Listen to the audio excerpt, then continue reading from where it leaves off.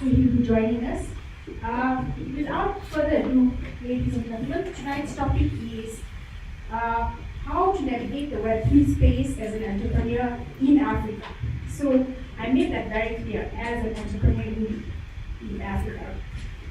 So we're going to make this a conversation with Jason and David. But first, I'd like you to tell us a little bit about yourselves. So it will be like a quick fire session, yeah? Okay. What's your name? David Nandwa. Jason Isaac. What do you do? I'm the chief intern at a company called HoneyCoin. What do you do? We were just having a conversation about titles, but I guess I'm the CEO, but I prefer Trust Guardian at UTU. UTU is building decentralized trust for the internet. Right now, the waiting here for South Korea. So I'm CEO and founder at HoneyCoin, and what we do is we build Web2 and Web3 infrastructure for both businesses and consumers inside and outside of Africa. So companies leverage us for anything around on and off ramps, payments in and out of Africa, payments within Africa, as well as just transferring value across borders, ecosystems, and between people. Okay, Jason, what does Web3 mean to most people here claim to be in Web3. I claim to be in Web3, but I say I'm a Web3 enthusiast. So I'm raising my hand off and saying I'm not a Web3 expert, I'm an enthusiast for now. What does it mean to be in Web3? You know, it's a buzzword. What is it? And it comes to you day to day. Okay, I'll also raise my hand and say I'm not an expert, but this guy is. So, what does it mean to be in Web3? Okay, there's maybe a technical definition of Web3, which is sort of around the next evolution of the internet. You could say it was a really much better rebranding of blockchain. We came and talked about blockchain as if it was this random new thing, instead of calling it Web3, like the obvious next stage of the web. Probably would have been a better thing to call it from the beginning. In some ways, you hear people talk about like Web 1 was about read, Web 2 was read, write, Web 3 is read, write, execute. There's more practical differences that I like to think about, like the way a user actually interacts with Web 3. They're not creating a login account and the password, they're connecting their wallet. That's a fundamentally different thing, connecting something that you carry with you across the web to each place, as opposed to creating a unique account in each place. There's a huge difference in ownership, in who owns the platforms that we create and that we use, in how we build and manage incentives. There's an argument, or there's a statement that there's no such thing as marketing in Web3, there's only community. And to some extent I would probably agree with that. There's a marketer in the back of the room, at least I know, that maybe would challenge me.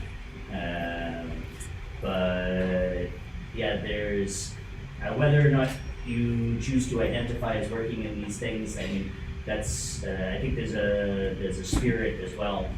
There's a culture within the Web3 community around openness, around inclusiveness, around democratic governance, and iterating on governance protocols as much as we iterate on products, and looking at the way we build things and the way we own things. And so all of these conversations, I would say, are part of this whole amorphous thing called Web3. And maybe I'll stop there. Yeah, and maybe I think just what Jason said, which is a very good initial overview.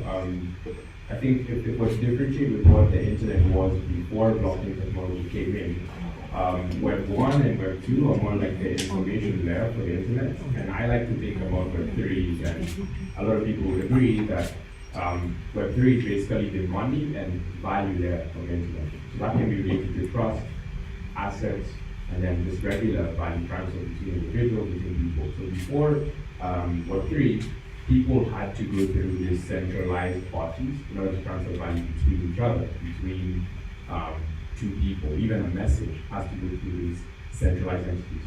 You enter Web3, it's the value layer of the internet, whereby you have these trustless systems. Right now they're becoming even more trustless with really big blockchains like Ethereum going from proof of work to proof of stake, which is more related to validators and actual transactions on the blockchain. And I think to be in Web3 just means as an individual, you're also committed to building this value layer of the internet in a way that it's cohesive, in a way that it works for everyone in these communities, like Jason mentioned, which is a very big part of like Web3, this space, which is crypto, blockchain, and building infrastructure, building platforms. I think to be in it is to be a part of that group and that vision of, okay, how can we build better systems to transfer value between individuals, between people?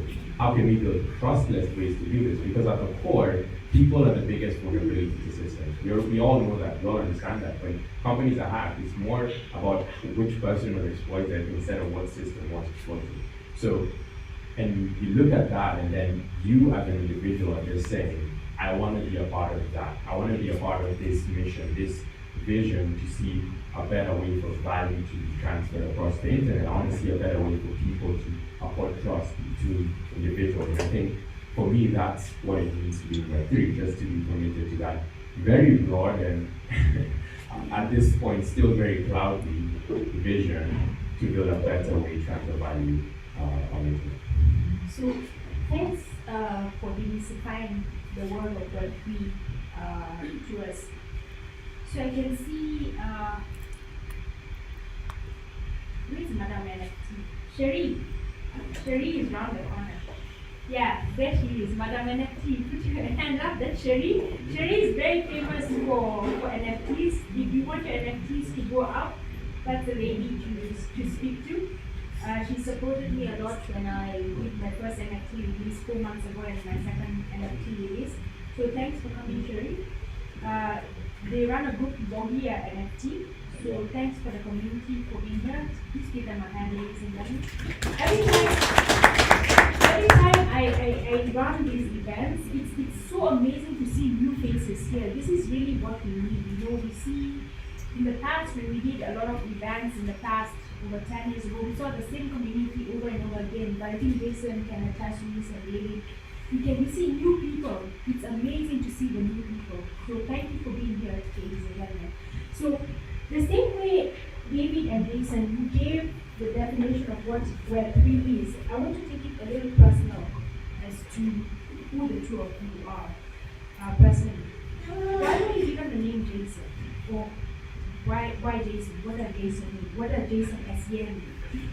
Well, I actually only learned the meaning of my name the other day, and I can't believe I'm saying this. I learned it from my deodorant. There's a deodorant brand called Jason, and it was like early in the morning, and I'm looking at it to make sure if it's mine or my partner's, and I see that it's written Jason, Greek for healer, and I thought, huh? All this time! But do you know how insulting that is to be like, to learn something about yourself at like 7 in the morning just from your deodorant that for 37 years you've not known? So yeah, my name's Jason. I don't know why I was given that name. Okay, I sort of know in the Jewish tradition you're named after a dead relative, but not the exact name, only starting with the same letter. That's how I was gonna. Does SEN mean anything? Eisen is German for iron. So it's Eisen. Eisen, yeah. It's Jason as Eisen. Yeah, but it's German for iron, but it was changed. Again, a lot of Jews coming to the U.S. Changed their names at some point to sound more American. It didn't really work for us. Became SEN. Eisen. Yeah. Eisen. It was ICEN. It became EISEN. What about you, David? Yeah, so I was having a battle in my mind on whether it would be appropriate to Google what David means, because I remember I was told what it means, but at this point in time I can't recall it. So, but I do know names have significance to people. So David Nandwa is my name, and I promise to do a better job at answering who that person is So that's pretty much my answer. You do know what Nandwa means? No, I don't know what David means, and Nandwa is just like a family name. That's how Okay, okay. And where do you come from? Like, what was the upbringing like you? Yeah, I mean, from an upbringing level, I think that was the where it started to become a bit untraditional in that, like, I grew up in a standard mother-father household, so they've been present in my life and are still very active in my life up until this point throughout. Born in Nairobi, Kenya. I've lived here for a long time, but I've also moved around a lot, so seen a lot of different cultures. So I've gone to school in, just very close here at Dar es Salaam, and I've been exposed to parts of Europe, and I've been to South Africa a couple of times as well. And so, on an upbringing level, I think that played a very significant role in the person that is sitting here today, because I think on a deeper level, when you start to understand that on this, spherical piece of land we call Earth, there's 7 billion people, and when you're in Nairobi, when you're in Kenya, when you're in a room like this is your context, this is what you see, and that can sort of like become your reality, that can sort of like form what it is that your whole thought process around how people are and interact with is. But you travel and then you start to see that you're more of a speck. You're not really that big as you thought you were, and that it humbles you in a way that also enlightens you at the end. And I think for me that upbringing played a very critical role in the person I've become. So yeah, that's how sort of like I guess on a background level, geographical level, and on a family level, that's sort of like how I've been brought up, and very privileged to be in this position right now. I think I found myself very privileged to have the people around me that I have, and fortunate to have the exposure, not just to tech, web3, but just literally to experiences that have sort of like crafted and formed the person that I am today. And so yeah, that's a bit of my background. So, how old are you? 21, and believe me when I tell you that anytime I say my age, it's usually oh wow, okay, that's young. In fact, funny story. So I recently moved houses, so I got a place that's a bit outside of, it's already outside Nairobi, it's closer to Runda, Kiambu Road, and I was meeting my neighbor for the first time, and I go outside because I'm walking my dog, and I tell her, I just moved in here, and she's like, oh wow, so is it just you no, she said, wow, so your parents and you guys live here? And I was like, no, it's just me and my girlfriend. She's my girlfriend. And she's like, wow, that is brilliant. That is so nice. That is so shocking. Well, the youth today. Yeah. It is youth. But it was a tickling scenario to me, because actually I get this more often than not, but it is in a way it's both funny and also I think it's nice that we sort of like start to challenge status quo, and it happens a lot in Web3 that then a lot of other places in tech, and I like that a lot. So yeah. We'll come back to that. Yeah. Interesting. Jason, tell us a little bit about where you grew up, what brought you to Kenya. You were behind some of the first things, especially like in the mobility space and the Web3 space here in Kenya. So tell us a little bit about that. I originally from Boston. I grew up just outside of Boston in a small town called Natick. Moved around a lot as a kid. I think maybe that always felt like an outsider, changing schools, moving. I think that maybe started an early important strain in my identity, perhaps. Who knows? You just said share something in common. It's not all moving around. And so I spent a few years in Tennessee, and then 10 years in Washington, D.C. Went to school there at American University, and went into consulting for donors like USAID and World Bank, and because I wanted to do something good, and apparently I thought that was the way to do it at the time. And spent about 6.5 years doing that, but through that work started coming to East Africa.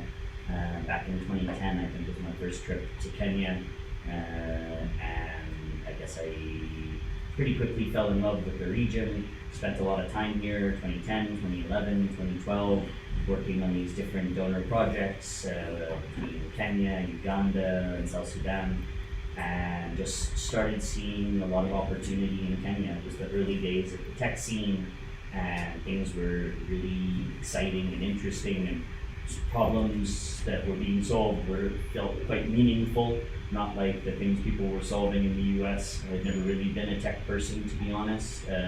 I wasn't really interested in a button that could get me pizza faster or any of the things that California was maybe building. And here people were building really interesting things, and it was very early, and we're just ready for a change in my life. I had been consulting for 6 years, telling a bunch of people how to do things, and I hadn't done anything myself. Felt a bit strange, and so I thought maybe I should do something. On one trip here, I had every bad experience you can imagine with a taxi driver, and 3 you can't. I can only tell those stories when the mics are off. And we had a small gathering, and everybody that was there was Kenyans and expats alike, and everybody was swapping their horror stories about taxis. It seemed that everybody had these crazy stories, and then that very night, I flew back to the US, and I was an early adopter of mobility tech in DC. And the day I landed, I took something like 7 different types of tech-powered transport, an Uber, a bike share, a car to go, the Metro app, the bus app, Waze, all in a day. And I thought, holy shit, 2 years ago, none of these things existed, and today I use 7 of them in a day. And I couldn't stop thinking about that. And 24 hours earlier, I had been in Nairobi talking about horror stories around taxis. And at the time, there was nothing with tech for transport that was being done here. And I couldn't stop thinking about this. 2 months later, I quit my job in DC and moved to Nairobi and started Maramoja. At the time, it was among the first. Jessica has corrected me on this. I used to say that we were the first taxi app on the continent, but Jessica has pointed out to me on a previous occasion that that's not true. But we are the oldest taxi app on the continent. The oldest, yes. Yes. That one I think still works. I think to be fair, based on having done the research and validation, I think it's fair to say you're the first and the oldest, because really, like, I think if you take what a startup means, you actually launched and went to market and contraction while the others didn't. So I think it's fair to say you're the oldest and the first. I've been promoted. So we've all had a lot of people. Yeah. But that was pretty early in that process of building Maramoja, this taxi app. We had a really core understanding, or a core kind of realization, that we were building the wrong thing completely. We were building, how do I get a taxi? Nobody had that problem. Everybody had the problem. Oh, sorry. Are we taking a selfie? I don't know, I thought we were taking a selfie. Okay, fine. Sorry. We had the problem, everybody has a problem, how do I get a taxi that I trust? And everybody had their guy. And their guy has a guy, and their friend has a guy, and if your guy's not available, he sends his guy. So we built this idea of social trust into the earliest versions of our taxi app, and found that it was working really well, and people really liked this idea of getting a socially recommended driver that they trusted. And people started reaching out to us from all over the world saying, we have the same problem around trust, but in this other sector, this other use case, and we started to get really obsessed with trust. And you probably see where this is going, but really what we're talking about when we talk about web3 or blockchain, we're talking about a mechanism for discerning trust. How do we establish trust? And blockchains make the actual exchange of value between two parties trustless, meaning that you don't have to trust the other party because everything is kind of set. There's no way to manipulate it. But there's still this question of, well, how do I choose which other party I want to interact with? Because I can choose to interact with a fraudulent or scammy smart contract that honestly defrauds my wallet, right? Or I can choose to invest in a token that was BS to begin with, and I made a bad decision and I've lost my whole savings or things like this. So as much as the technology is trustless, there are still humans making decisions about which things to interact with. And this is what we became obsessed with, and what we founded UTU to do was to help people make sense of of what things they should interact with online, and try to bring a real world perspective around trust into our digital experience of trust. Separately, aside from UTU and Maramoja, I'm an instigator of a couple other ecosystem DAOs here, like Safari DAO, which put on Eat Safari recently, the first major ETH event in the region, and we have some new things Yes. coming. Before we go into the DAO, maybe explain what DAO means to the community here. A DAO is just a decentralized organization. It stands for Decentralized Autonomous Organization.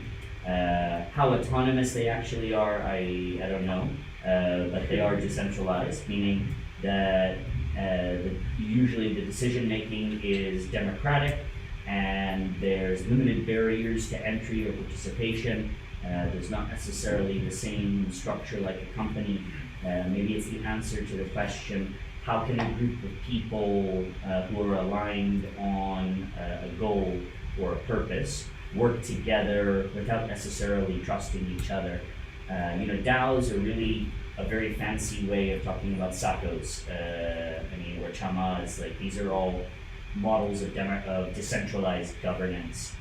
DAOs are just now taking that model of decentralized governance and putting it on chain. Right. David, you're part of the Petro network, right? So, are you a part of the Petro network as well? So, both of you are part of the Petro network, the Petro DAO. Yeah. Can you tell me and the audience, what is this Petro DAO? How does one get in? Because it's like a white field, it's like really tough to get in. Yeah. But I think you challenge the status quo, and both of you challenge the status quo as people, how people should get in. How can we make it more equitable for people to get into the house? Yeah, that's a really good question. And for me, I'm actually very big on one, giving opportunity where it's not, because I think for me, I'm a living example of what that looks like. I think there's this saying that Mandela had when I was involved with them and worked with them, and it was that opportunity is equally distributed. No, the opportunity is not equally distributed. It's that talent is equally distributed, but opportunity is not. Yeah, and I think DAOs are sort of like they're the web3 tool trying to go against that. But I will also be the devil's advocate and explain why I don't think they have done the best job yet so far, because it's still trying to attract people. But maybe to explain what Pando DAO is, it's basically like a DAO of African founders. So we're about over 50 founders now that have all raised either to the tune of more than $5 to $10 million, and are sort of like building this DAO whose main goal is how we can sort of like increase the interaction and the working together between African founders, African builders, people building in Africa for Africa, as well as also increase the opportunities for folks who are not within the DAO who can become part of the DAO. So it's basically like, if you're an aspiring founder, the goal is to, let's start with the founders we know, let's start with this good, really closely network, and then, let's expand this DAO to every single builder, every single founder that is coming after us, and not really after because we're still building, but really joining the bus as it's going. And how can we create equitable access to one, capital, resources, and a community of well-vetted people who can vouch for each other and who can uplift each other. So that's a bit about Pando. And how to be involved with Pando is, there's only one criteria, just be a founder. That's number one. Be in Africa, so you're building in Africa. And then it's a bit more nuanced, but it's not like there's no gatekeeping to it. It's really that if you fit those two criteria, the goal is to open up the DAO. Right now, we've just gone through token issuance, so the DAO is launched, tokens have been issued to the founders. The next step is we already wrote the white paper, we've launched the token. The next step is actually now closing the fund and then going ahead and starting to open it up to a lot more founders.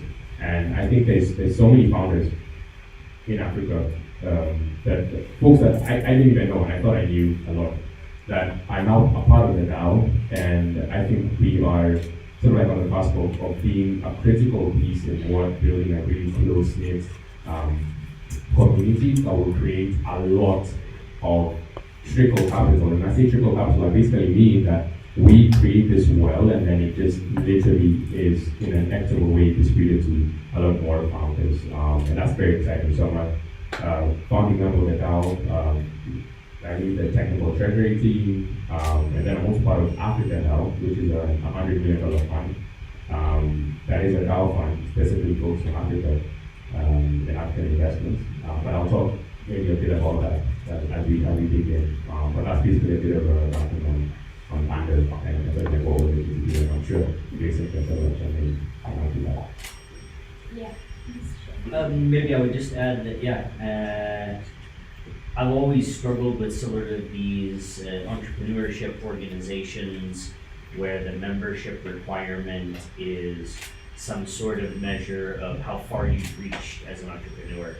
And I say this as someone who, I'm not, Pando is the only such organization I'm a part of. It does have this, you should have raised this much bar, and I really struggled with it because of that. I've benefited from other organizations that I'm not a part of, but maybe been featured at their events like YPO or EO, which also similarly have these revenue thresholds or things like this.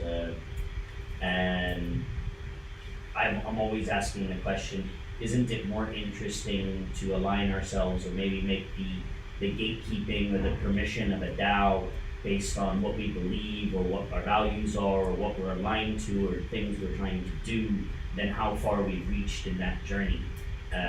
Because maybe the reason I haven't reached as far is because I was excluded from your group or something like this. So one of the things that we're definitely experimenting with Safari DAO is how do we create a much more inclusive DAO framework where the alignment or the admission is based on values and vision and alignment in that way, rather than maybe how much you've reached. The nice thing I would say is that there's room in the space for all of these different communities, and they all have their role to play and add different value. So Pando's been a wonderful community to be a part of, and it's just getting going. So there's this article I was looking up, and it really got to me because I don't know if you both of you read it. I posted in some of the Web3 crypto groups about X-Bain investor launches 30 million Web3 consumer VC fund. So she's called Magdalena Howard, Max, as she's known in the world, in the Web3 world. There's something about in the Web3 world has a lot of acronyms or like terms. She calls herself a lifetime vegan. So I wanted to break that for the community here because I'm in a group. I recently joined a group of vegans, and it is really technical. Yeah, and what I love about Mads, as they call her, she's actually like put blackjack, and she's the sole female in the US right now to actually start a 30 million fund for Web3 consumer apps. She was selling NFTs on OpenSea to actually raise the fund, similar to what I'm doing here. I'm not putting my NFTs to raise a fund, but I thought about starting a fund for Web3. The thing is, to Jason and David, you're entrepreneurs in the Web3 space. What are there meaningful applications that are being churned out that we can actually put money to them and say, or crypto to them, or tokens to them, whatever you want to put, and say, yes, this is something to put our money on. So I think I've asked like 3 questions there, so we can go. Yeah, so, Not financial advice. no, yeah, NFA, by the way. You have asked 3 questions, so lifetime degen, and then, I got 2, and the second one was now, what can are there actually meaningful applications and problems being solved, solutions being built within Africa, and what I think about that. So I'll answer what a lifetime degen is, and then segue into that one, and I think Jason caught the other one, and I'm just throwing him under the bus there, hopefully. But yeah, lifetime degen is basically like, within crypto, there's ways to make money, there's ways to save money, and there's also a lot of ways to lose money. And the funny thing about this Web3 space is there's more ways to lose money than there are to keep it and even make it. And people getting within the space have to understand that there's folks who've been here since we saw the Bitcoin white paper, we saw Ethereum launch, we saw Ethereum crash, we saw Ethereum split, we saw all of these very defining events, and because of that, we are degenerates in that despite everything we see, we are deep veterans who, choose to stay within this space, and it's like we never learn. We love the thrill, the ups and downs, and so on and so forth. So I never shill, I try my best, and these days I never shill any token, I never shill a project, because to me, I think the most important thing is you have to define what it is that you're looking for in Web3. There's people building regenerative finance in Web3, so it's people now tokenizing carbon credits and giving them to companies, so companies buy carbon credits on chain. There's people building on and off ramps. There's people building swap engines on chain, so where you can swap value across ecosystems. There's all of these things, and all of these projects have tokens, and there's some people who are just doing it around really good causes, like non-profit causes, that they're raising the funds, and then it's more transparent, and that you can already see what's on the blockchain. And so, as a degen, we've seen all of these things. We tend to lose money sometimes. If you pull me aside after this talk, I can tell you a lot of stories about when I've lost a lot of money, and when I've also just had a lot of fun in the space. Those things are defining to us as a degen. And I consider myself a degen as well, but I'm not so sure I'll be a lifetime one. I'm sure when 1 or 2 or 3, 4 kids come, I will stop being a degen and not have more responsibility to focus on. But the second question you asked, or the second question I caught, is actually more, to me, one that I would love to answer and actually really like. And I can see Sam is also sitting at the back there. I like something he said when it came to Antler, the other talker. And I think that textually what we have to also understand is that there's people who look at Africa and solutions being built there and try to say this is, so you're like Uber for X market, or your Airbnb for X market. I think in Web3, we can actually do that, because I don't think Africa needs a Uniswap. I also don't think that Africa needs the next Binance. But I think that there are particular niches within Africa, within Web3, that people have to be focusing on. They have to be building, and it's because I have seen the real world impact as a result of building solutions within that space. And I'll give you sort of like the 3 that I feel are key. One is UDI, Universal Basic Income. I think that will be incredibly impactful. We haven't even seen the 1% of what it can do for communities, for countries within Africa. And imagine if we build a trustless sort of like network that trickles money to the people who need it the most in a way that it's not like a middleman. I'm not going to mention organizations, but I don't particularly think that the NGO model right now works. And I'll say it because the bulk of the capital will not actually land in the hands of the people that need it. But what if we could decentralize it completely and then use Web2 identifiers like phone numbers to attach crypto addresses to those phone numbers. This might sound complex, but we've built solutions around universal basic income. We've seen it being dispersed to refugees in communities in Ghana, communities in Kenya. There's companies like Botanica who come a lot, who we work with on a weekly basis. We've seen the impact of building decentralized ways to distribute value to people who need the most. And I think for me, there needs to be so much more focus on that. I think that's one of the solutions as a Web3 entrepreneur in Africa that we should be thinking about, because building an Uber where I can pay in crypto is nice. And I hope that if that was your idea, I don't shoot it down. But I assure you that the guy who is taking a charge doesn't need to pay his Uber in USDC.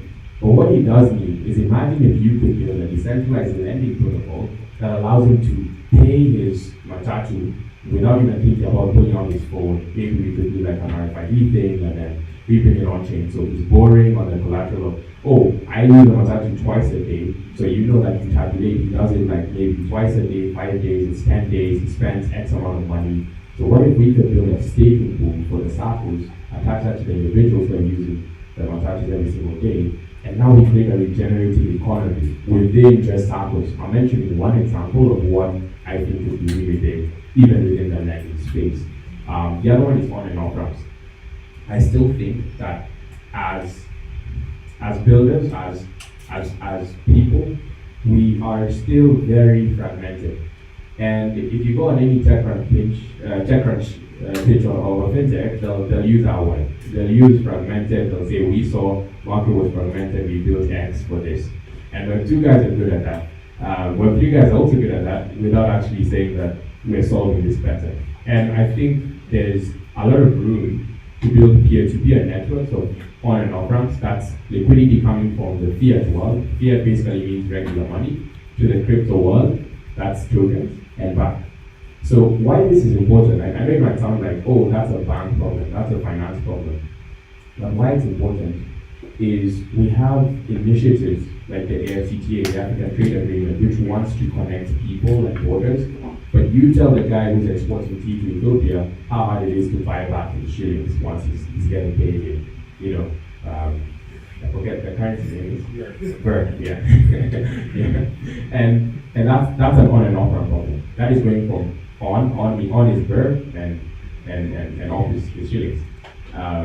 And we've had conversations even at Eat Safari of people who are buying tea from places like Gabon, who are having trouble bringing back the shillings here so they can buy it back because there's this arbitrage that's going on.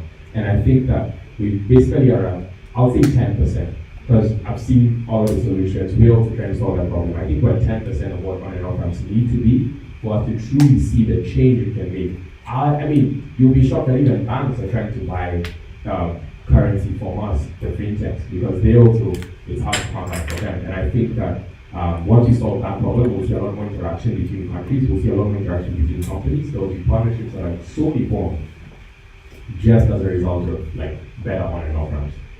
Recently there was a circle event, it was attached to that. Literally they're trying to stir up the development community here in Africa, and they started with Kenya, they're doing Nigeria, they're doing South Africa. And it's only because as Circle is, their biggest project is USDC, which is basically a US dollar stable coin that is now one of the most ubiquitous ones, second only to Tether. And I think that is, if not a very big sign, one of the only signs that you need to justify why it's still important to do on off ramps. And so I'll pick those two, and then I'll let Jason add to that as well. I don't steal too much time on the show. Yeah, degens, just to get that one out of the way, short for degenerate, just this idea that the crypto world, the blockchain world, Web3, they were going against the existing system, somehow fighting outside the system. And to some extent that's true. There's some people that are fighting outside the system, and some people that are looking for ways, I would say, to nudge systems in better directions that are more equitable and create some value propositions that are only made possible, for instance, in some cases, or accelerated in some cases by decentralized technology. And maybe that's where that ties into the second question, which is around where to put money. But definitely not financial advice. And I personally, actually, I don't speculate at all. I have some few tokens that people have given me, people that run projects that I believe in, that I support what they do, and I want that to be a part of the future. Those are tokens that I buy. Definitely am not buying tokens to just make money. You're going to lose money as likely as you're going to make money, unless you really have a sense of the industry and where things are going, and you're not playing with more than you can lose. It's not maybe the best. There's so many other interesting ways to get involved in this space than just buying tokens. You can earn tokens, contribute to DAOs, and build your holdings that way, make money from the space in that way. You can contribute to projects that align with your interests, that align with your beliefs, and maybe get paid at the same time as you further your own personal mission. So that's a way to make money. But projects that I believe in maybe is the underlying essence of that question, or projects that I think have value. I would come back to David, I agree. On-ramp, off-ramp is probably one of the most important pieces of technology or infrastructure. And I don't even think it's going to end up being the consumer apps. It's going to be the APIs that run between the fintechs or the everyday apps that we already use, and some blockchain backend. We call like the crypto mullet or the DeFi mullet. The mullet, business in the front, party in the back, the haircut. So we have the DeFi mullet, fintech in the front, crypto in the back. And it's, you've also maybe heard this talked about as like Web 2.5. Visa has a Web 2.5 strategy, right? Where we deliver a front end that is quite familiar, that obscures away the complexity of crypto. They don't make you manage your own password and keygen and all of these things. You don't have custody, right? It's still not really yours. Somebody else is still gatekeeping. But there's all of these. Anyway, I'm getting down the sidetrack. I guess after on-ramps and off-ramps, these programmatic ones that enable businesses to move capital in and out, it's the actual making those opportunities real. So like a lot of what we've done with the Africa DeFi Alliance, trying to integrate on-chain liquidity pools with real lending use cases. So the lady running a kiosk on the street here, she's very likely buying her goods from Market Force, is the retail OS in Kenya, right? They have like something like 150,000 or 200,000 SMEs, and she's paying every day for her goods in the morning, and she's actually limited on what she can buy by how much she has in her pocket, not how busy she expects that day to be and how much demand she thinks there will be. So we're providing, through some on-chain liquidity pools, access to finance to be able to basically buy stock in the morning and pay it in the evening after she's already sold the whole thing. And we've seen already like 15% increases in order volume. Is that like lending? What's that? Is that like lending? As a space, she's saying as a sector, that's like lending. Lending, yeah, lending. Okay, in this case, it's not even technically lending. It's like an advance, right? It's a stored credit. If there's any regulators listening, it's not lending. It's stored credit. But indeed, in other cases, you might call that lending. But this idea, you're basically arbitraging on the high cost of borrowing here and the low retail savings yields in other places, right?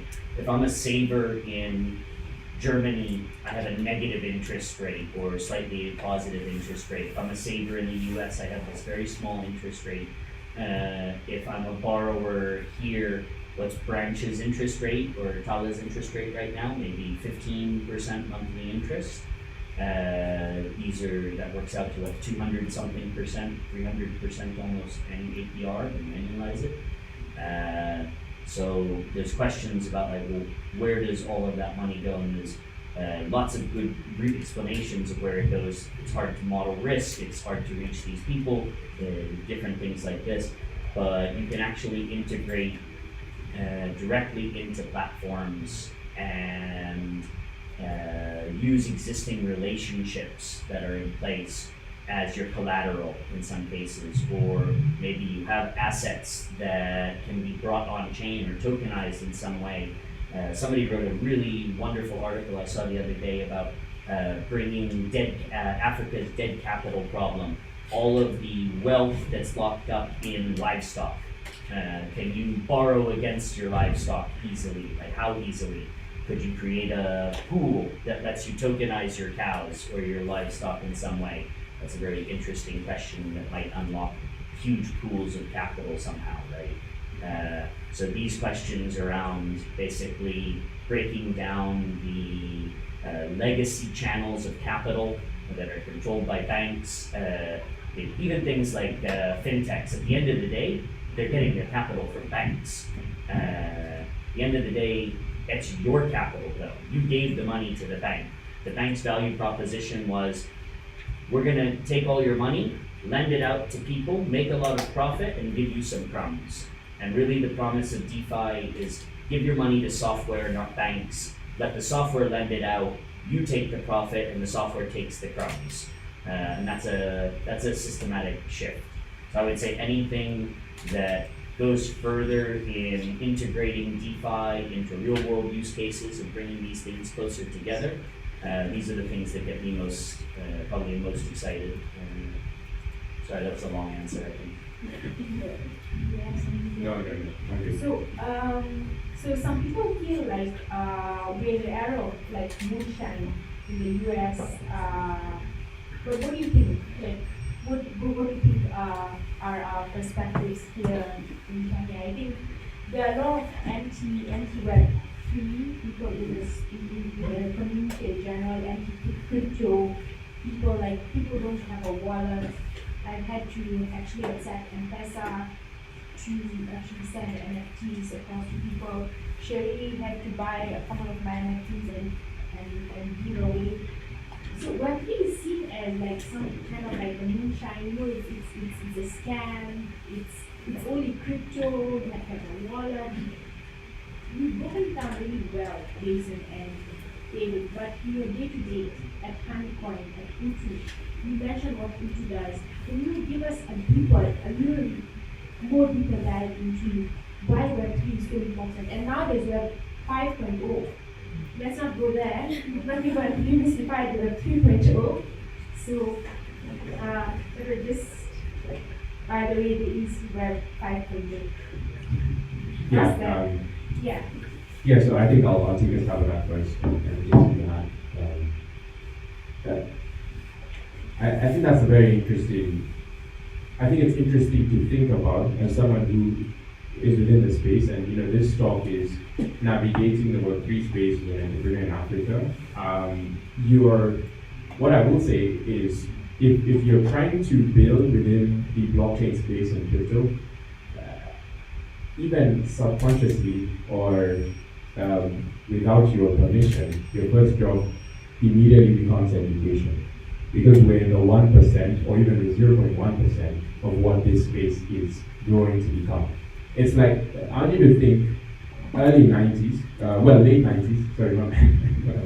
late 90s, email is still the big sort of like, I guess, boss of communication online. And, you know, like, you're seeing these applications are coming out, and Facebook is early 2000s, and before that there was MySpace, before Facebook, but that's still early 2000s. And I need to think about explaining email to someone a year after it came out, and why you're telling this guy not to send a letter and then wait like a week, 2 weeks, you know, maybe more for him to get back a response. He'll say, that is way too complex for me to do, just for me to go, sit down with a pen and paper, write down the information and done. Or better yet, I'll just go on my landline, call the person out. Why should I use email, this new technology, to do something as simple as sending a message or sending a telegram and telegrams were faster then, but it was still so manual and so archaic that it was almost as if anytime something new comes out, you have to Yeah, understand. fax machines. Well, there was also fax machines, so I didn't want to get into We didn't that. go straight from telegrams. Yeah, okay. Jason. I have, since I'm like I could be your dad or something, I have to. Yeah. Oh, You'll add the gap. But I think the thing is that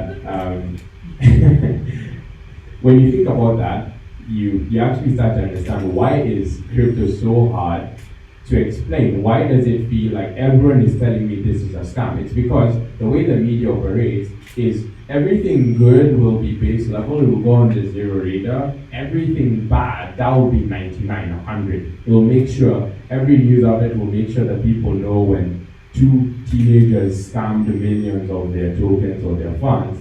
But you wait for them to say that $6 billion in UBI was distributed to X communities across this lifespan. Maybe two media outlets will pick it up and they'll put the story right at the end when they're giving you what the weather was yesterday. And the thing is, the way that new things come out is it's first fear. Everyone is sort of like skeptic about something new. So that's okay, that is a given. But you also have to understand that you're fighting the naysayers, you're fighting the people who are saying, no, I saw X person who was lied to and then they lost this money. But think about it, in everything that we do, there's still people who make it a full-time job to try to call you to get your bank credentials so that they can take money from your bank account. Scamming people is something people will always do. What you have to understand is you want to educate the value proposition so well that you're basically pushing past not only someone's skepticism, but you're also now pushing into the excitement of why your solution is so much better. And I think that there's companies that have and are doing that really well. I won't even toot our own horn. I think UTU is doing a really good job at showing why trustless networks are important. I think companies like HoneyCoin are doing a really good job at showing the bridge between on and off ramps with leveraging stablecoins. I think Nuzo is doing a really good job at sort of like adding credits to retail purchases and tying it to SMEs. And you see the successes of companies like this, and you start to understand that at the core, what they've done better than other solutions that may have failed or other solutions that are there, but they're for the more experienced crypto user, is that they have done the job of education to the point where now I'm like, okay, I want to do this, I'm excited, let's go. And I think education as a crucial piece, even as an entrepreneur, needs to be sort of like spoken about more than, oh, there's crypto, it's this big thing, or no, please don't listen to the scams, we're legit. Like, I think if you're pushing why you should be trusted instead of showing why the solution that you're building is solving a problem, you're already starting from the wrong point of view. It shouldn't be I'm building PayPal for X on crypto. It should be, I know PayPal takes a long time. I've built this solution. It leverages some crypto technology, but this is what it really does for you. This is how it will save you money. It will save you X amount of money. It will take X less of time. Immediately I'm sold. I tried once, I tried twice. It works reliably. And at the end of the day, you acquired me as a user, both as if I was a business or if I was a consumer. And crypto as a moonshine, all of this sort of like bad press that it gets. I think if you really look past it, you'll see that the bad press is really this cherry on top of this whole cake that is good, but more people are not actually educated on those value propositions, on the really cool things that companies, startups are doing within the space, not just in Kenya, but in Africa as well. And I think on a regulatory level, I've had conversations with, heads of capital markets. I've spoken with regulators, even here in Kenya. You'd be shocked how forward-thinking they are, but how slow the process is for you to get to that place where they're like, I love this, but let's, from the time when it will be put on a bill or from the time when we'll have a framework, that will take a long time. It doesn't mean the regulator is against it. All they're saying is, let's incubate this because I love it so much. Let's make sure consumers are safe. Let's make sure retail users are safe. And once we cross that chasm, our goal, and every single day I wake up, is to think about how we can continue to educate people more, that we even cross the chasm, that bridge of the knowledge gap. Because once you cross that, and you have my grandmother, my auntie, my uncle, who can remember what a fax machine was is telling me, hey, David, no, actually, don't send it to me on M-Pesa, send it to me on HoneyCoin because I can stake my funds. When we get to that point, and my grandmother prefers to get sent money on HoneyCoin than on these regular fiat tools, that's when we cross the chasm. Because everyone in this room knows what email is, but if you try telling someone, okay, just go on MetaMask and then what you want to do is put the custom token and then make sure you also copy on the money phrase when you're signing up. I've lost you.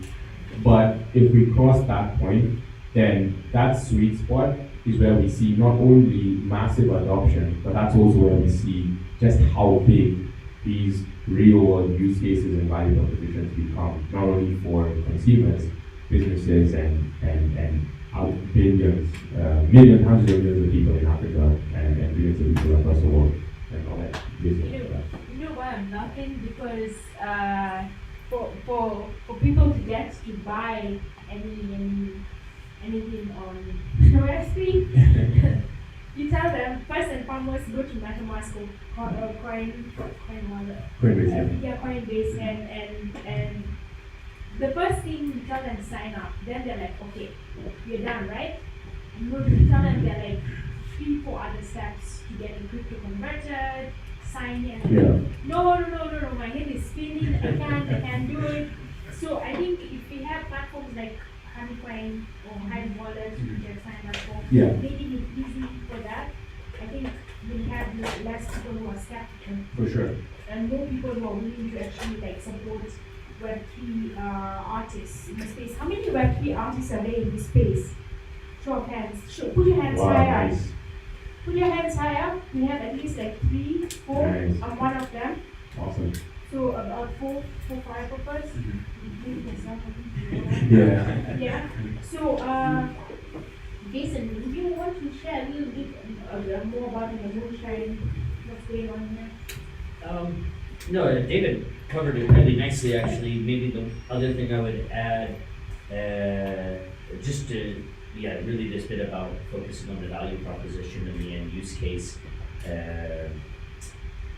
We're mostly nerds and we like thinking about the tech, but people don't care, right?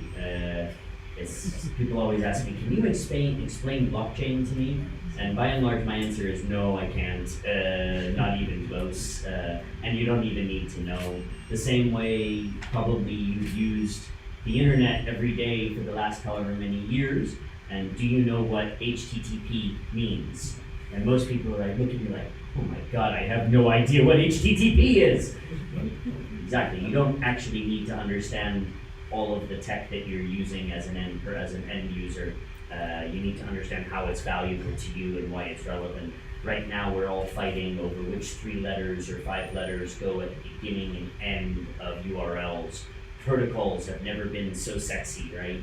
And this is because all of this stuff in a previous era would have been kind of fought out in smoky rooms between LPs and VCs and founders, and in the Web3 world, this has all been brought out to the public, right? Everybody invests at the earliest stages, and so it's all out in the open. But past that, I would just say that tech is neutral.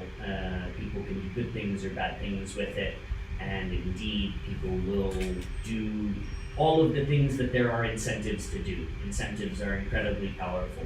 So as long as there are incentives to hack this platform or steal some money, people will try to find ways to do it, and they will indeed hurt the industry because, as David says, bad news sells more than good news. But the good news is it's a really young and immature industry that's still getting its legs, and all of these things. I mean, by comparison, we're just at $1 trillion in market cap. Today I was looking at the Fidelity website. Fidelity is now letting their retail users trade crypto, coincidentally. I was looking at their website. They have $3.7 trillion in discretionary assets. That's not even their assets under management. That's stupid amounts of money. Crypto is very early. These things will all be washed out. Even things like there's this whole field of MEV, maximum extractable value. It's people exploiting the decentralized architectures to people who understand these architectures very well, exploiting them to make lots of money with technical attacks. Probably David writes MEV bots in his spare time. You would think that's a bad thing. It's actually a really, really good thing because it pushes the entire industry to develop protocols that can handle these things, and it's how the industry advances. Even my business partner, Bastian, will sometimes write to me in the middle of the night, like some theorem he's come up with for, I don't know, an attack on the Bitcoin network or this or that. Thank God he's busy with YouTube work. He doesn't actually have time to execute these things. But no, all of this will wash out. At the end of the day, we need just more people building real things and creating real value with these technologies. They focus on that. I love where this is going. So as part of this series, we always do what we call a quick fire.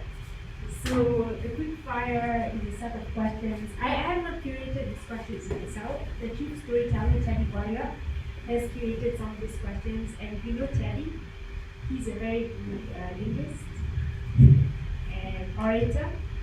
So some of these can be hard, might not be hard.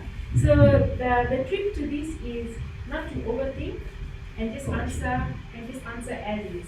So, Yeah? so just for the quick tutorial, we do a transaction where you explain what we do. So I answer the answers, or is it a So if I question? ask you, what color do you like? Oh, so I just say like yellow. Yeah, don't think. Okay. Oh, okay. I get it now. Don't think. You ask what you okay. Yeah. So for both of you, you're good at, Coding. Ecosystem building, you're very bad at. people, details. So opposite of each other. One of your worst childhood fears? Dogs. Ocean. I know, don't I still don't like Your ideal night out? At home with my girlfriend. that one we're the same. Yeah. Another life you would have been? And why? Well, that's a good one. I would have been a pilot. The reason behind that is, as a pilot, you have the opportunity to see the most of the world in the shortest amount of time. And I think I hopefully will get to do that, but I don't know if I'll get to do that if I'm this busy all the time. So that's why. Yeah. I'd have been a cat. Why? A cat. Why? Nine Why? lives? Why not? See how much fun you have? Okay. Well, it depends where you're born. What if you're born as a street cat? Oh, like not one a of those, nice cat? no, I want like my cats. Like, Okay, yeah. not thinking too much. Okay, this would be the best age to be. Which one and why? 16. 16 is the age I exited my first company. So I had a lot of money. Like, I didn't know what to do with it. And it wasn't even a lot. It was a lot for a 16-year-old. And so I was thinking This is about the the age next. you're living? Yeah, same. The best age to be? No, what you said. Same reason. What's the best part of what you do? I'm building my dream. I'm building the only thing in the world that I should possibly be building. There's nothing else that I should be doing than building YouTube. That's by far the best part of my job, is that I get to build my passion. Yeah, for me, it's, I think there's no day I wake up, even though there are some very dreadful days where there's a lot of stuff to do, but there's no day I wake up and it feels like work. It just feels arduous, it feels like a task, something you have to do, but I love it every single day. And the best part about doing it is that there's no day I wake up and I do not want to create something out of nothing, because it feels that way. It feels like coders are creating this layer, this mesh, these tools for people and companies out of literally nothing, just lines of text. And to think that we as humans have, evolved from all of this, from trees and rocks to mechanics to technology, that is in and of itself a remarkable feat, and I think I'm fortunate to do that every single day. Right.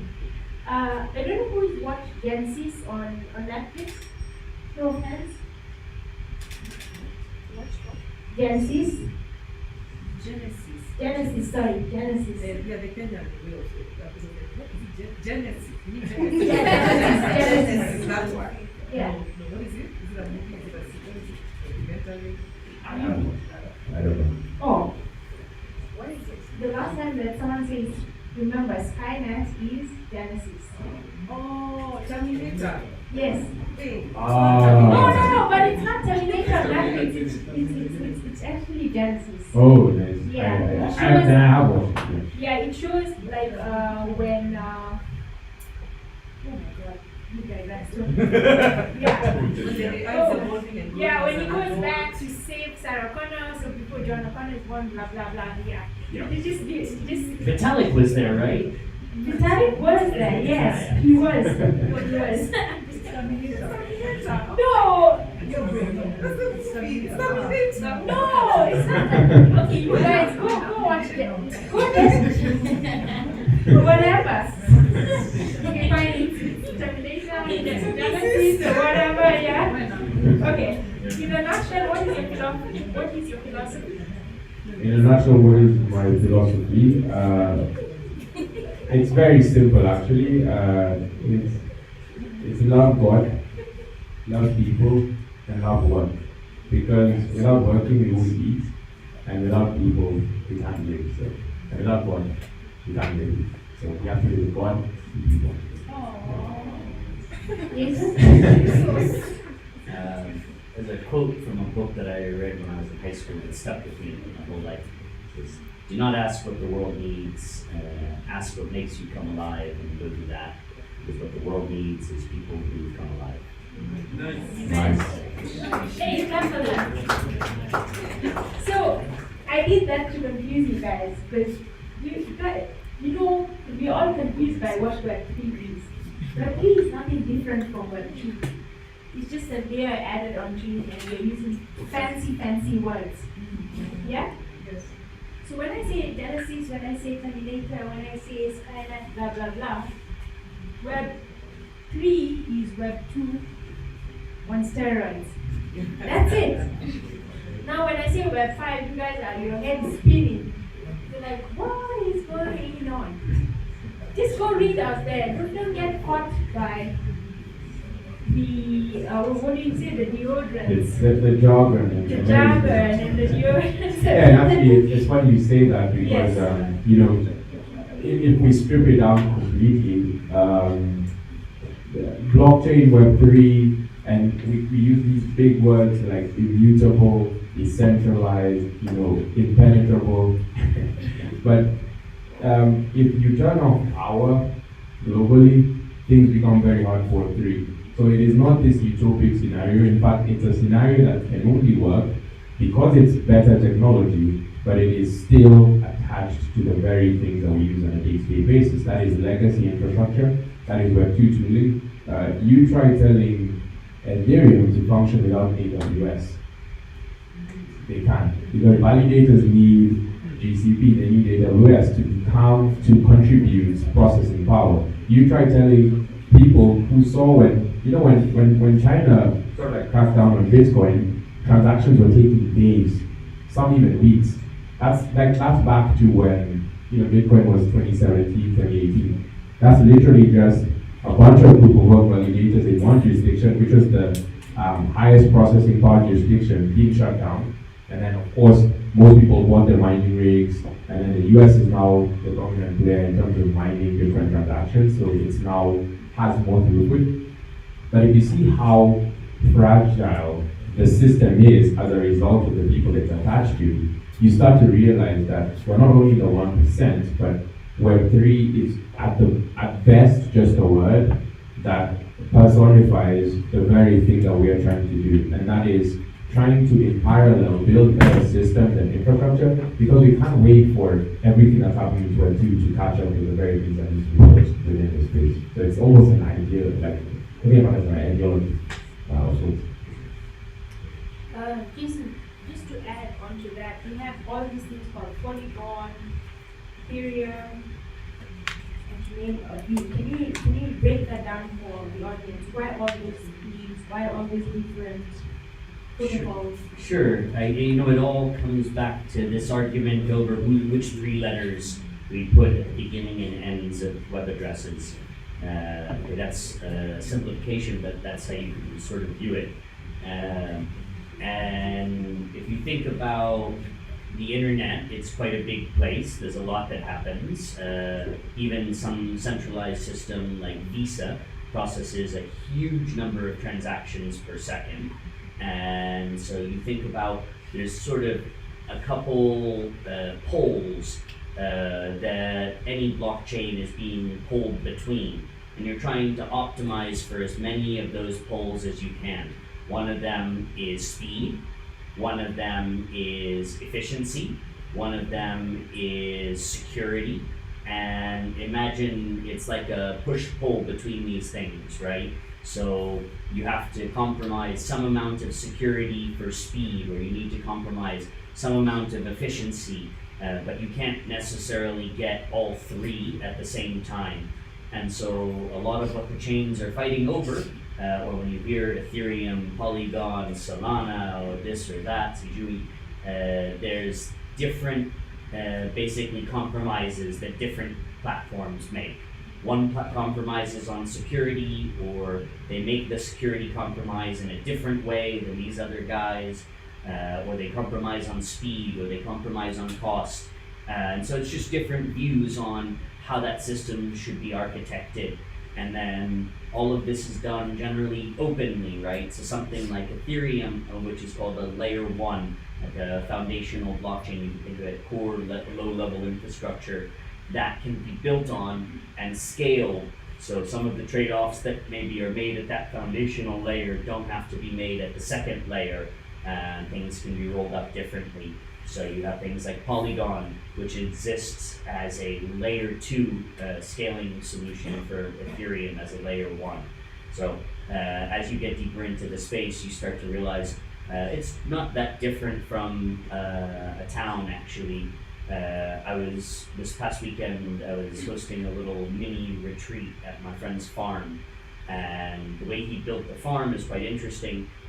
He actually built a agriculture business park and set up lease-to-own turnkey farms and rented them out to people. But he built the roads, he built the power infrastructure, he built the water infrastructure. This is basically a layer 1.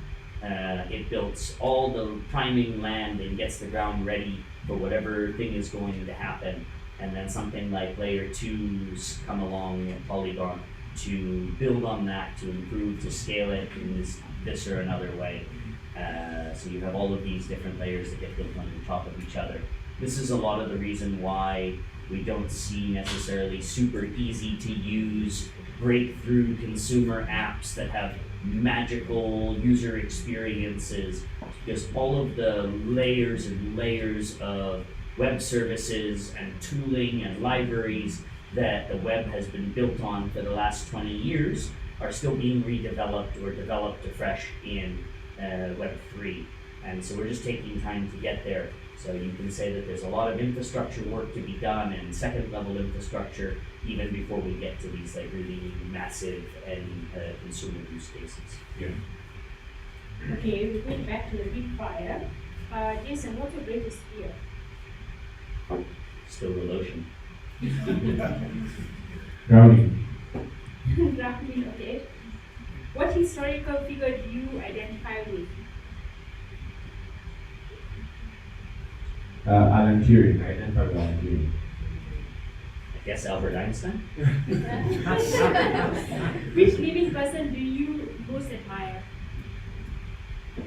I don't have one. I would say my dad. My dad, yeah. I'm not like a politician. Yeah, I guess I really like the way Vitalik leads Ethereum. It's not always perfect, but I think he has really strong values, and he tries to operationalize his values throughout his leadership. What's your greatest extravagance? Extravagance. Can you expand on Like, that? you know, you own something that's really expensive or something of the sort. Well, I mean, anyone that knows me in this room knows that I'm not that guy, not the kind of guy, but the thing I own that I love, it's non-trivial, but it's my laptop. And it's the evolution of them. I have all the laptops I've had since I started coding. At the age of? 8, 9, just about. What about you? What's the question? What's your greatest extravagance? My greatest extravagance. Ocean? Yeah. Gosh, I'm not that extravagant. Even I'm 10 years in Nairobi and I still don't own a car. I have a motorcycle though. Last year I was feeling very, I don't know, like I needed to treat myself, and I overhauled my motorcycle. It's not like a big whatever. It was like a little Boda 150 Chinese bike, but I completely had it remade into like a custom chopper. It was super fun. Yeah. I didn't do it myself. Wasn't a DOA. Yeah. To know thy strengths. Okay. Results are coming and they're going to shoot. What is the trait that you most insecure about yourself? Oh, diplomacy agents? Yes. I have a very low EQ, so I trade the way I think logically for my EQ. EQ is emotional No, intelligence. I know. Okay.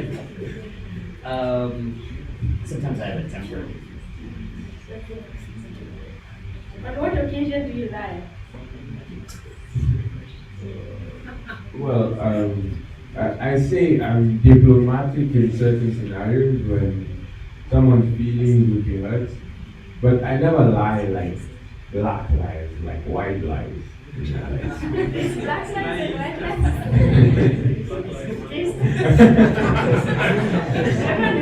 No, blue and yellow well, and that red. wasn't a racial one. You know, there was like white lies are like a softer and no, wasn't any of that. Okay, I don't like blue lies and yellow ones. Yellow ones are good ones. Except on Tuesdays. Mostly I lie in bed. Okay. That's a good one. What do you dislike about your appearance? Honestly, nothing, and I think that's a good thing. Jason? I used to hate my curly hair, but now I love it. Which living person do you despise the most?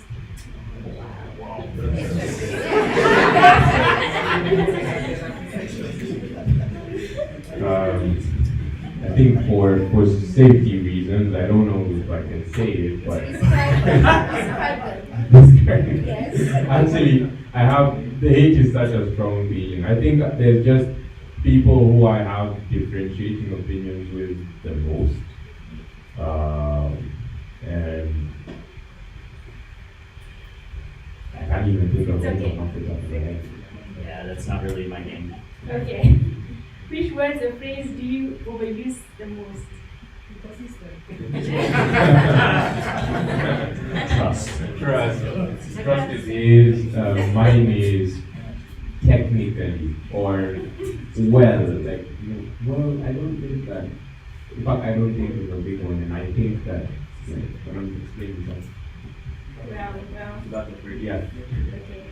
Okay. Which writers do you like? Mine is easy. I really like Malcolm Gladwell books. So Malcolm Gladwell. I also read like essays. So essays by like founders I really admire. So I read the Visa founder a lot who recently passed, and I also read. I think I'll call him I don't really like self-help books. So more like life experience books, but not those of like change your thinking, change your life. More those of this contextually, and I can't pick an author, but just like the way Chimamanda Ngozi just explains. It does a very good job at talking about people in a way that you sort of like feel connected to them. And so it's a life experience, but it's not the one where it's like, you can be the best of you. It's more like these are people and this is how they think. So yeah, I think I'll read those two and then they will most likely. I think the author that probably had the biggest impact on me is Jack Kerouac. Like from the Beat Generation, the books like On the Road and the Dharma Bums. What are you currently reading? Well, I'm not actually currently reading any books. Well, I'm not reading any books at this point in time, but I think the most recent read I've had was essay by Vitalik, so he mentioned Vitalik, that it was on zero knowledge proofs, and then it was also on the evolution of Ethereum from what they are right now to what the plan is. So they had the hard fork, and now they went from proof of work to proof of stake, and there's this sort of plan. And I really like it because it's not like a product roadmap like PM-ish, it's more like technical. You're talking about the product, right? Yeah, I'm talking about the money, yeah. The most recent, maybe really impactful book that I read was The Easy Way to Quit Smoking by Alan Carr. You quit smoking? I did. Nice. You did? Oh my God! It wasn't. It was easy and borderline fun, which he says in the beginning of the book. This is going to be easy, borderline fun, and I was like nearly like threw the book out when he said this, but in fact it was true. Wow.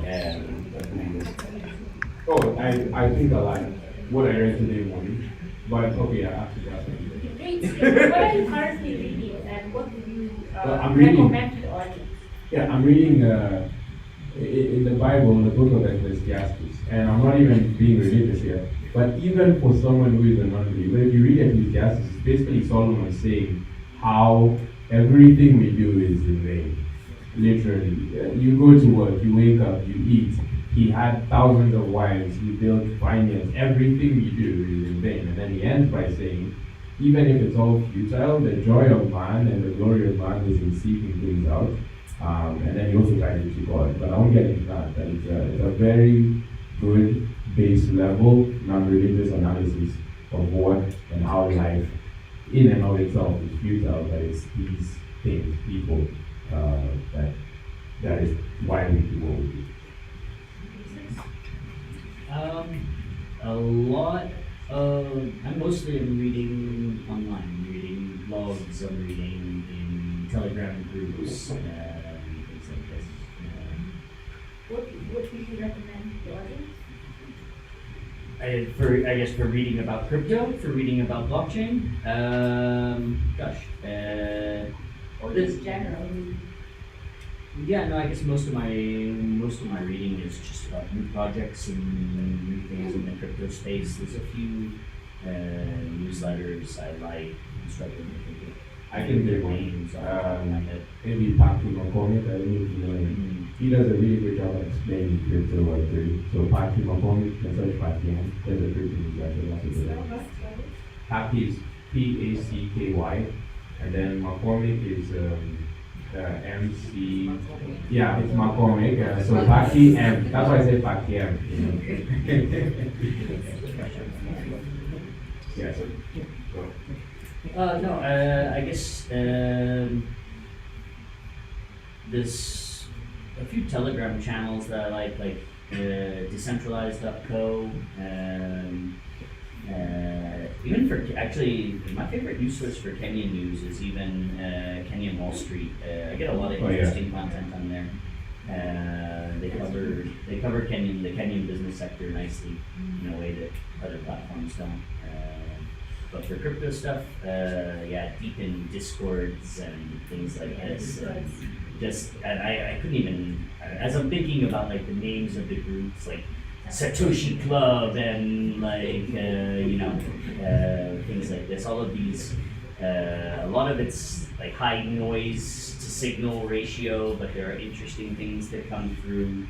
I don't know. What's the best one of those that I'm in? Maybe Satoshi Club. That's a Discord, yeah. Yeah, it's a Telegram channel. They have a Discord. I think one I'll add is for essays, if you're a nerd like me, is Delphi Digital. So they're a venture firm and Delphi as in DELPHI. So Delphi and Delphi. Like down to the programming language? Yes. Well, yeah, exactly. And they write really good technical essays, analysis essays on like market and like infrastructure, all of these things. We're going to open up to Q&A from the audience. So if you have questions, please come up here, mention your name and what you do, and keep your question very concise and clear. Clarity in your question, please.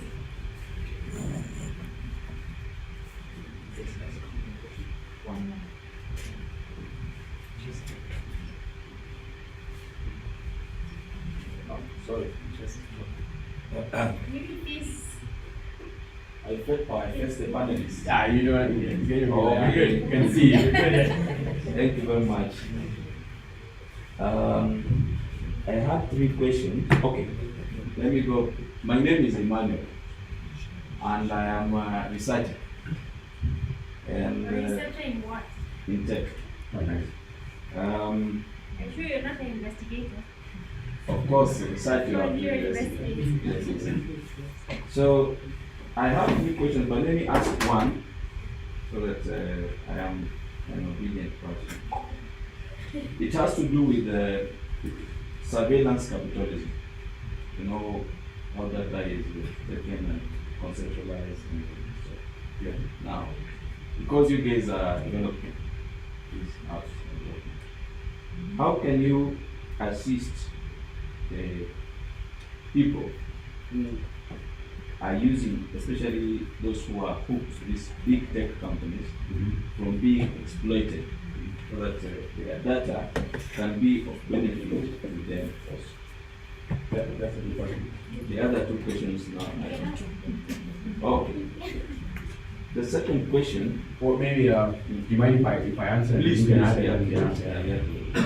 Yeah, I think that's a really good question. Now, one thing that I like to count on and would love to see in the future is, you see, ad networks like Facebook, Google, they build this based on data. It's a lot of data on people.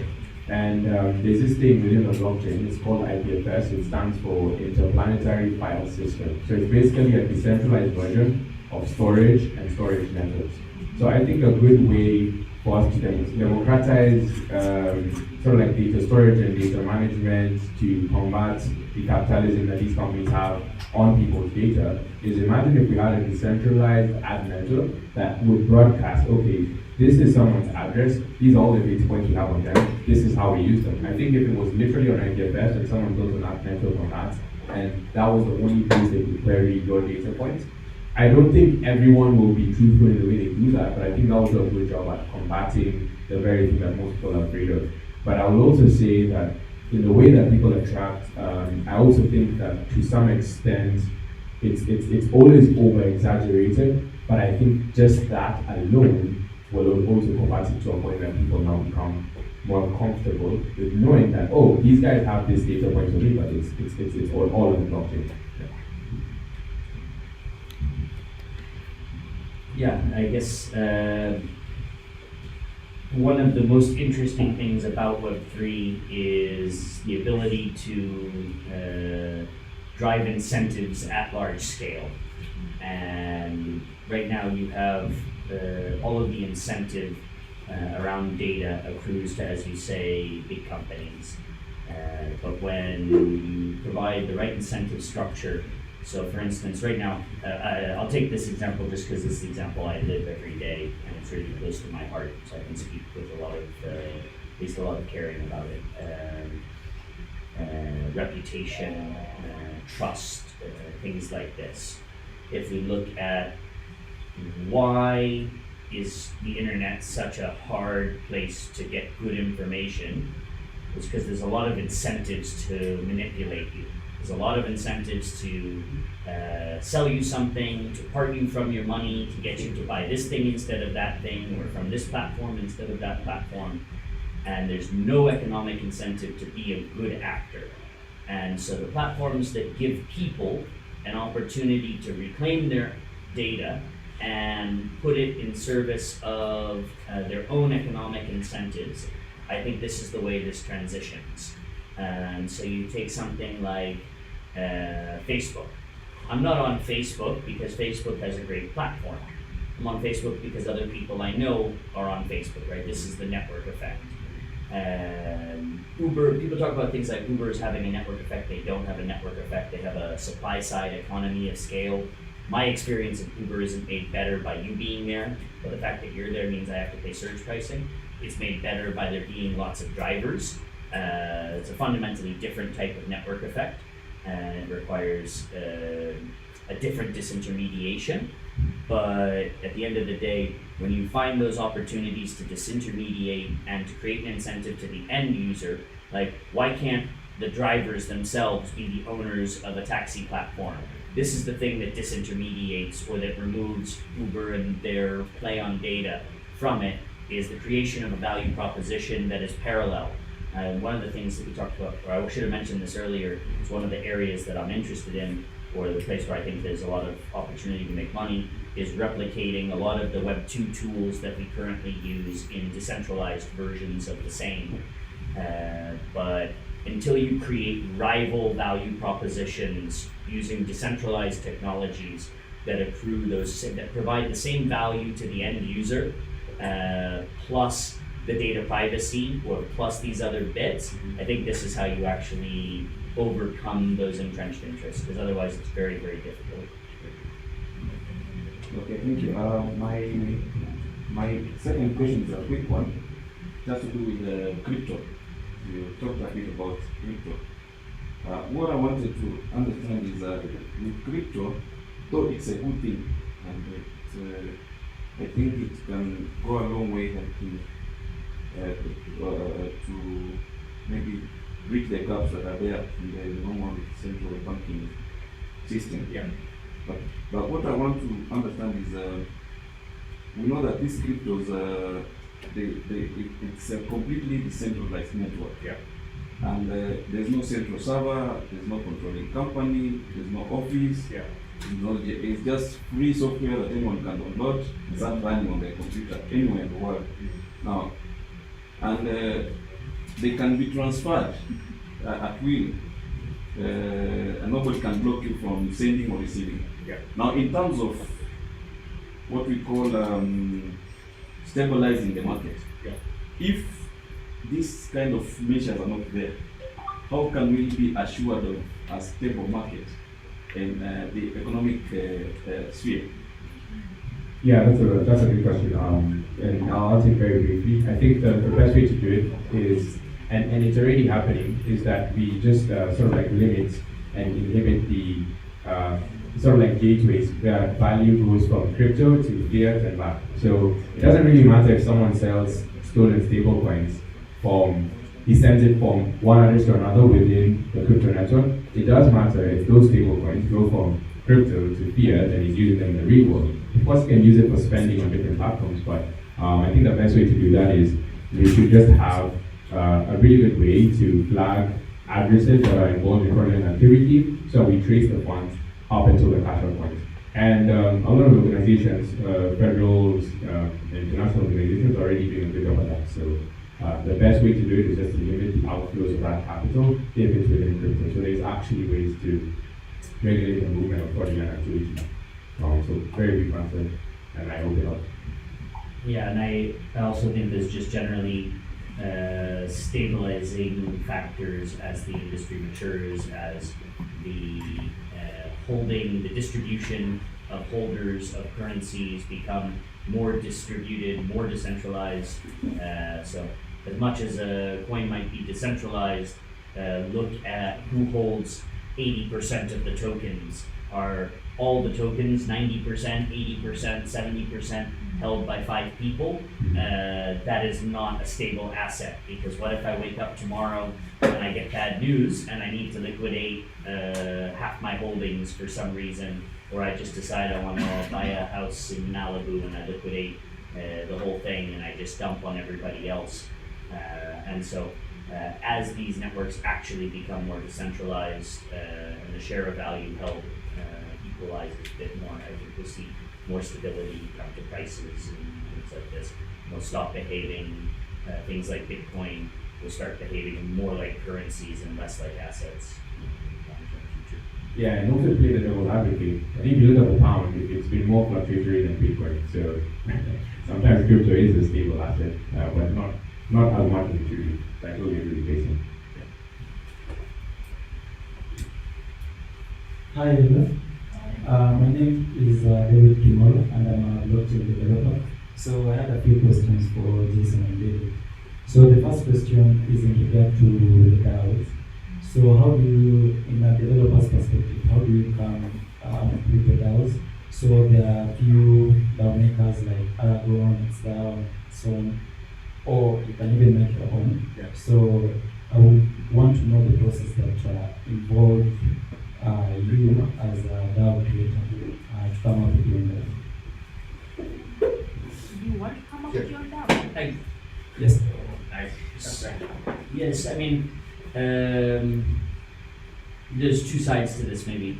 There's building the community, and then there's actually the tooling, right? So tooling can be as simple as, what do you actually, if you think about at its core, what is a DAO? It's a decentralized organization. It's a group of people trying to make some decisions and achieve a goal. So you need a discussion forum, place for people to talk. You need a way for people to vote, probably, and you need a place where your funds are held and that everybody can see. So at its foundation, the simplest DAO is probably a Telegram chat or a WhatsApp chat with some polls in it and a Gnosis safe with some signatories, right? Yeah. And now you have essentially a DAO. You have a way for people to discuss, a way for them to vote, maybe even by emojis. Doesn't have to be complicated. If you want to go souped up version of that, you can go to Snapshot. If you want a souped up version of a discussion forum, you can go to Discord. You can go to, I saw one the other day that's very cool that we've been trying out in one of our DAOs called Kialo. That's cool for like visualizing all of the arguments for and against a specific proposal. So the tooling can be a lot more complicated. You can spin up something on Aragon or Origami or some of these different platforms, but it doesn't have to be. More interesting is the community building, right? Is there a community of people who are aligned to this idea, that are motivated, that want to put their time into this, that are passionate? Because that's the things that will end up driving the DAO forward, and not which platform you're built on or things like this. Those things can be obstacles, but they can't make you successful. The community is what makes you successful. So I would say spend all your time on like defining your mission, your vision, your values, your goals, your metrics, things like this, and building your community, not the tooling. Yeah, and just very briefly, I think he's done a very good job of explaining exactly the organizational aspects, but on a technical level, if you're a developer, there's no gatekeep into it. I think if you're already on that smart contract journey and how to deploy smart contracts, a DAO as an autonomous organization tied to a token, you can deploy the token contract yourself. And then, if you're gonna build governance around it, it's also very simple because as long as you have like a safe wallet, if you're gonna do this completely yourself, you can actually build a smart contract that's a multi-sig wallet. So anytime a transaction is broadcasted, everyone has to approve the transaction, pay gas for it, just like how safe works. But then if it's attached to like a solidly smart contract that you also deploy, then you are basically the one who says, okay, this and the Telegram, the Discord, everything attached with the organizational aspects of it is also linked to this smart contract that we've deployed, and that's sort of like the infrastructural aspects of it. But it is very easy to do, especially with the tools that we have out there. Like Jason mentioned, Origami. Origami were our core partner when we launched Pando. You mentioned Snapshot. It's a really good platform for go-to.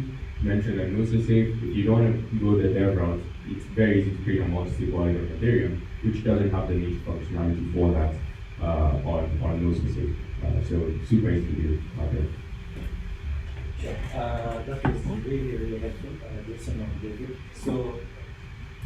So the next question that I had is in regard to regulation. So usually us as developers, we usually develop first and then regulation follows next. So you're a creator, and of course you know this, and we create something and then regulation comes later, whereby now we have now to put it again in a sandbox and test it and do all that. So my question lies with this. Your service is off-ramping, and you do non-custodial, right? And I don't know if you do custodial wallets. So I don't know how maybe as a developer, you're developing a product, how you can ensure as you develop, maybe you have also regulation in mind or in place, just in case it comes later on, you know how you may face that to comply with the standards and other regulatory issues.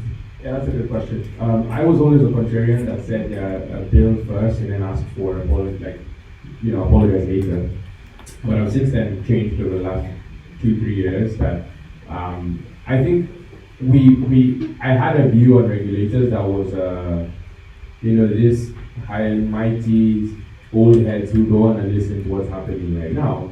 When in actuality, I've had meetings with central banks and PCMA people, not only in Kenya but in multiple jurisdictions, and they're usually very forward thinking. And I think it's a good step, even as a developer. You might think of your project as insignificant, but it's so easy to literally go and say, I would love to book a meeting just to tell you about what we're keen on building. If you're building a crypto project, the relevant regulator will be the capital markets authority. More often than not, they'll actually say, okay, we can schedule a meeting. Most of the time, they frustrate you by putting it very far out, so maybe in 4 weeks. So you can still be building, but it's a good step to say, we're building X, and this is how we want to approach it, and we're just letting you know that right now it's early days. We don't have users, we're just building. As we go along, we'll keep you posted so that when you're ready for the sandbox, we'll submit all our documents. And when you have a relationship with the regulator, we can even take out the word and just think about it as interacting with the person. You can't tell a girl that you just met, oh, can we get married? But if you happen for a long time and you had a relationship with them, then it's very easy to ask that question if you know they're ready as well. And regulators are exactly the same. Like I had this conversation with Chris Maurice, he's the founder of Developer, and they just got the first African crypto license in Botswana. So people might think, oh, why Botswana? That's such a who knows where Botswana is, but if you think about what they've done in so many other markets, you start to understand that they have done one market, very quickly they'll do other ones, and it's because of nurturing relationships early with regulators that benefit in the long run. So I would say just literally start that verbal relationship, and then out of the gate, one day we'll be seeing you on TechRun saying that you have a crypto license, but it happened 5 years ago, 2 years ago, and even a lot of founders can tell you about the same thing. We had that same approach. We always tell the relevant regulators, we're building X, it's still early days, or we're doing this, can we do this? That is always the best approach because it also saves you by the way. Because let's say in some scenario, the ARA or the CBK or some financial crimes guys come for you and they're saying, you guys are operating, you never told anyone. You can just send them an email chat of 2 years saying that we've always been telling the regulators what we're doing. And even if you didn't have a license, just that informational correspondence is usually very important, and it will save you a lot of money if you get to that.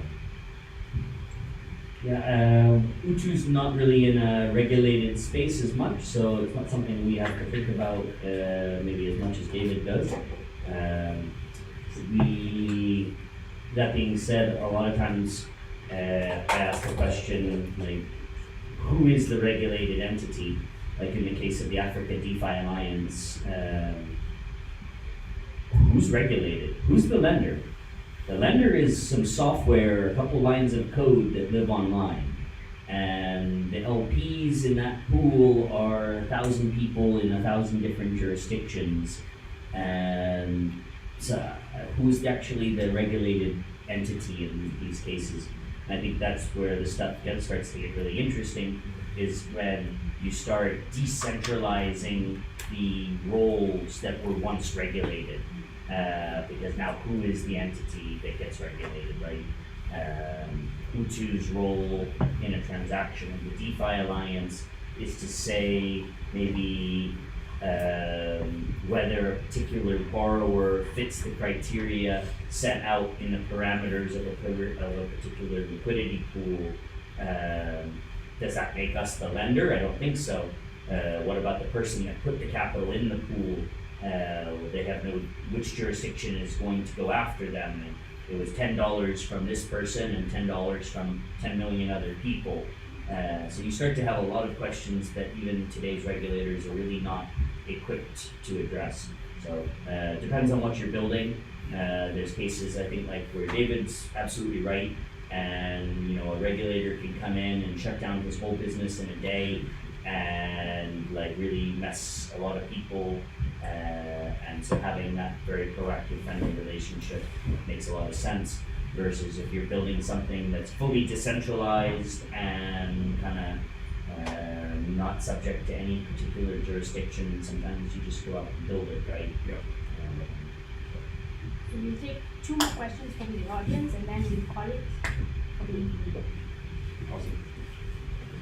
Okay, hi, I'm Gito. Yeah, I guess it's no. Yeah, any. Okay, great. I'm Gito. I work with Jessica. I'm a full stack developer. Nice. So I have a couple of questions just about crypto in general. Okay, I'm in the space. I'm not too much of a developer in the space, but I like to do stuff. So my first question would be, are we biting way more than we can chew? So like in terms of technologies like algorithmic stablecoins, so what happened to Tenor? Not everything can necessarily be controlled by the code itself. Like there's factors we can't control. So in terms of it being a DAO, how do you prevent actions like that, and how do you recover from them? Yeah, that's the first one. Yeah, I wish I had a technical answer to this, but I've actually thought about it a lot. And the solution is to encourage smart people to participate in these ecosystems. And the reason I say that is what happened to Binance a couple of weeks ago. They got hacked for $200 million. It was actually a vulnerability in an open source package that was present in Binance Smart code. So it's something they would never have been able to sort of like, go and fix. But it's because now after that, they were able to track the funds and recover some of the funds. But this is all because the kind of systems we're building right now are very early days. So if you're literally even a person who spends a lot of your free time or even your professional time researching these systems, you can easily make a lot of money, but that is fraudulent money because you're stealing. And so there's too many vulnerabilities to say that it's the systems that will become better themselves. I think we need to encourage smart people, and smart people can be found anywhere, to participate so that we welcome securing. It's just the same way email phishing happens less because Google has improved how Gmail categorizes what a fraudulent email is in conformance to an fraudulent. Yeah, and I would actually say that if we look at the most recent downturns, the decentralized protocols all behaved exactly as we expected them to behave. And it was the centralized protocols where funny things happened in closed rooms where we really got messed up, right? Yeah. Otherwise, decentralized protocols, smart contracts, code is law, right? And positions get wound up, collateral gets liquidated, and we move on with our lives. But you had bull market, which engenders a lot of greed and covers up a lot of mistakes that all get revealed when the bear market comes, right? And so the credit dries up, the quick, cheap money dries up, and suddenly the funny things people were doing become very apparent. So again, I'd say David's answer was exactly right. How do you stop this? Smart people doing good work in mechanism design, in game theory, in token engineering, in protocol engineering. These things all need to be improved, and they will for many years to come. How do you recover from it? Okay, anyone that's ever gone through any sort of issue with their product, with their token, where you have the community up in arms, calling you a cheater, calling you a thief. Everybody that's in this space has had to deal with this at some point or another. I've been called many things, and I think the way you deal with it is just try to communicate openly, honestly, and tell users what's going on and what you're trying to do to protect them or their interests when things do go down. Yeah. Okay, so the last question, is you mentioned the fragility of crypto. So you mentioned China losing, and you get to I get it. So what efforts can be made to enhance the robustness of crypto, and like can Cardano Hydra heads be used as a means to essentially decentralize the entire network to allow the network essentially to be branched off and allow for the processes to be handled quite simply without necessarily putting in the global network like dependency. Okay. I'll answer that. And I just want to start by saying I apologize to all of the non-technical people for the jargon.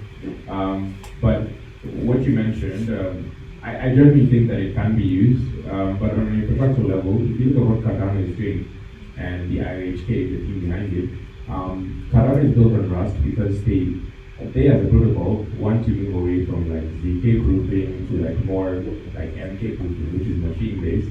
And it doesn't really help because at the end of the day, transactions are very secure, but think about the fact that Cardano hasn't been rolled out smart contracts, and that's a result as a result of like the way that the network is built. It's a transactional network built on with security in mind, and so algorithmically they can't really do a lot of modification to help what Ethereum is, which is programmable money. But I generally think that there's room for a hybrid of that, which is so like ZK grouping with sharding. If you know what sharding is, so it's basically like pooling a transaction on the basis of a pool of transactions. And that could help. That definitely is sort of like a hybrid solution to what could solve that in the long run. Isn't that a hack or a hack or a hack? Well, most of the time encryption is just that. What he said.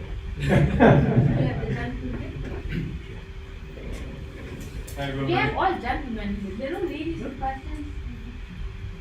Hi, my name's Jim. I'm from the US, just here for about 2 months. I build technology to help people explore emotions and how they're feeling. So I actually have a question as it relates to governance. And when you're talking about like NGOs and how the money gets distributed, lots of middlemen, it was hard for me to not think about how that also happens to governance.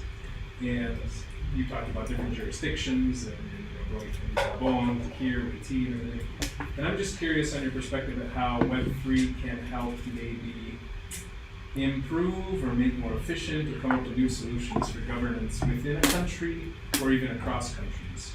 Like a DAO, for example, is kind of registering a company that's not a company registered in, it's like a global company basically with democratic principles. So I'm just curious how like any other ideas you have about governance in government. Sure. I was just having actually a really interesting conversation with someone yesterday on this topic of state governance. Could you ask political parties to state on their promises? And the citizens can be the payees of those promises, of those state pools. If I'm promising to get elected and do this and do that, and it's all just a bunch of empty words, well, if I had to stake some capital on these promises, maybe I'm more inclined to deliver, or the people who are going to benefit from those when I don't deliver get paid out from the money staked on those promises.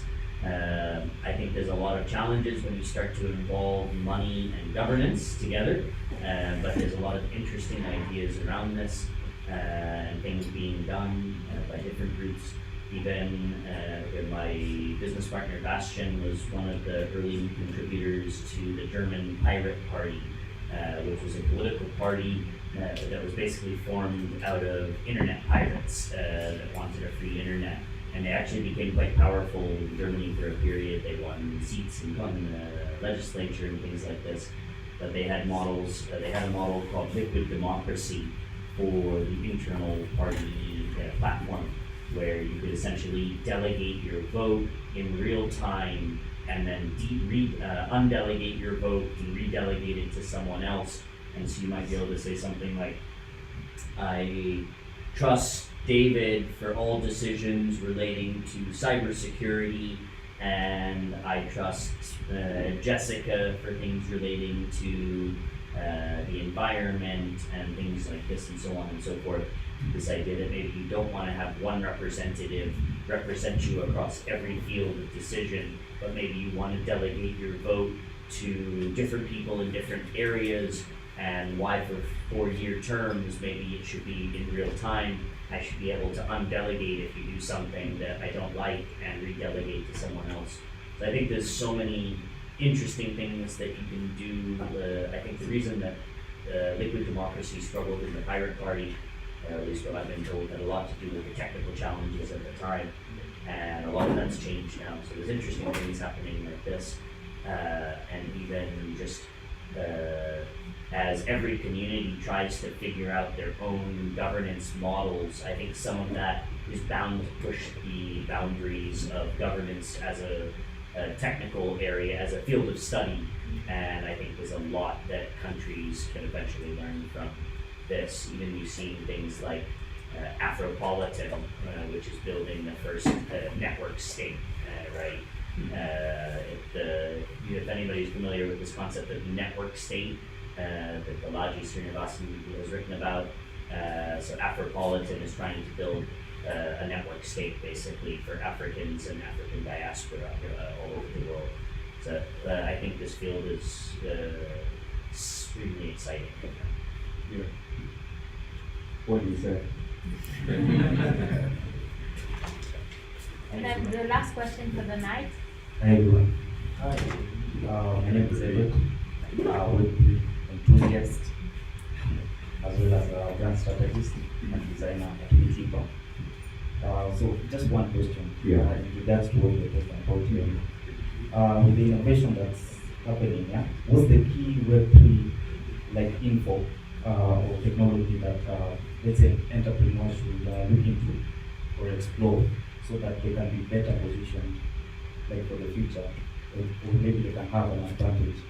So what that key thing with all the innovation that's actually happening in the space? Thank you. Well, I think that's a tough one, because I don't think it's one thing, and I certainly don't think that there's a silver bullet solution to focus on for success or for possible success. But I think that's a really good question, in that I do think the most important thing should be, as a frame of mind, just tie Web3 solutions to actual problems, abstract the complexity, build out the solution as a basis, and then with that you won't go so far off that you can't go back to the path, so that you find the end goal of that solution. I think most people try to say, we're going to do this really high mighty thing without actually thinking that there's not a lot of people who think it's a problem, and there are people who actually find it as one. So yeah, okay, that'll be my answer to it. Maybe I'll go, not technical, but at least in the business side of things. Anytime you have a gold rush, the people that are guaranteed to make the most money are the guys that make shovels, right?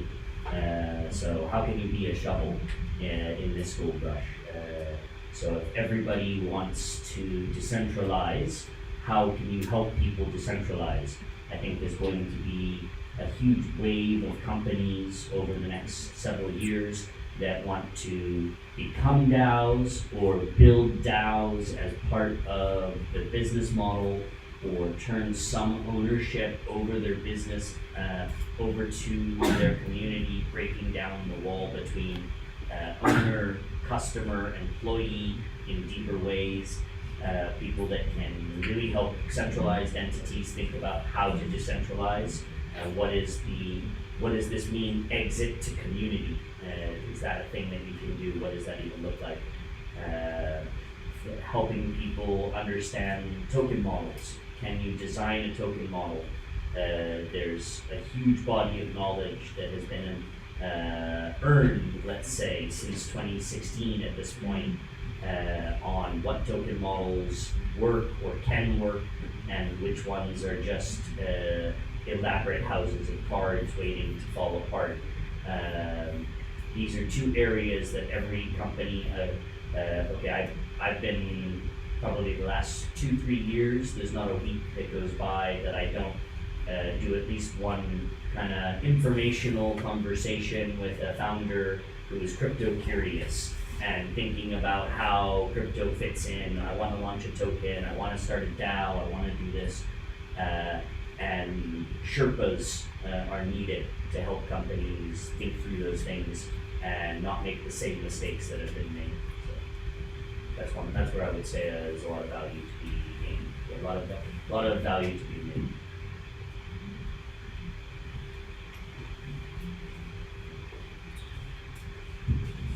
Hi everyone. This is me responding to the pressure for women to talk. Being who I am, I was like, now, say something. My name is Joyce Mbaya. I'm the founder and CEO of ZYBII, ZYBII. We are enabling businesses to upscale teams. The way Bill Gates wanted a PC in every home, I want training for every business in Africa, no matter how small, even if they don't have a lot of money. That's the simple answer. Nice. So I don't have a. But this is one of those forums I was like, at the risk of asking weird philosophical questions, but I can't help it. So something interesting I was thinking about is the pandemic. So my field is e-learning, digital learning, right? I was that person before pandemic or in EdTech who maybe were preaching something that so many people would be like, yeah, it's the future. One day we will do this thing of e-learning. And then COVID happened and boom, like the things which happened in our industry, in our space, were really interesting to see. Call it almost perfect storm, transformation. People can't meet in person, right? So all of a sudden, yeah, of course we can all do e-learning. And it's very weird seeing how that happened so quickly between 2019 and now, like very fast. So my question, again, philosophical, fun, probably no easy answer, but I'm curious for the same. If you think about web3, the way you were saying, it's tech, it sounds all like out there, and people think it's, like I said, similar to maybe where I was at some point, right? Yeah. Like, especially for Africa, oh my gosh, this is a faraway thing. If you could think about, I wouldn't say perfect storm, but something that could cause that tipping point. What is not a weird question? You can see where I'm going. I'm just kind of thinking curiously, what's that thing that could cause a tipping point, or situations or circumstances, or I don't know, use cases, who knows, that could cause that sense of tipping point to open up people to the, let's call it the idea or the adaptation of Web3. Yeah? Wow, that's a really good question. Yeah, I think it's very deep, and I definitely agree with you that there's no right answer. But I think the kind of tipping point that we need is not really one thing, but it's a series of events, and I will go to the extent of saying a series of events that are already happening in the day-to-day life that we're seeing even more adoption and more curiosity to the regular consumer.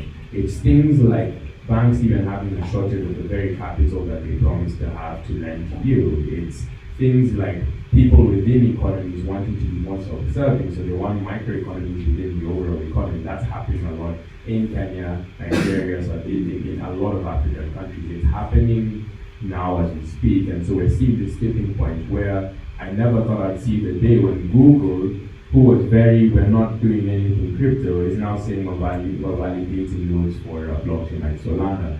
It's Visa who's saying, oh, we're not going to do that for a long time, saying that now, oh, we're giving our card on ramps to any crypto companies. These kind of tipping points, and we're sort of seeing the signs of these tipping points in that fragmentation and issues within the markets that we're already in are actually pushing people to lean more into crypto and Web3, which is a very good thing.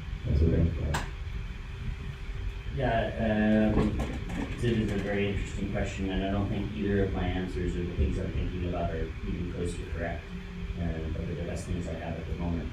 So one is, I guess, more, it's not about the value proposition, but an ease of usage.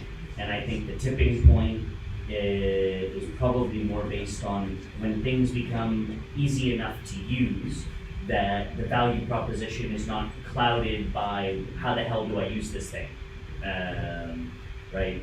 So we've gotten really accustomed to things that work auto-magically, right? Somehow it just knows, somehow it connects to this and pulls my thing and it gets it right.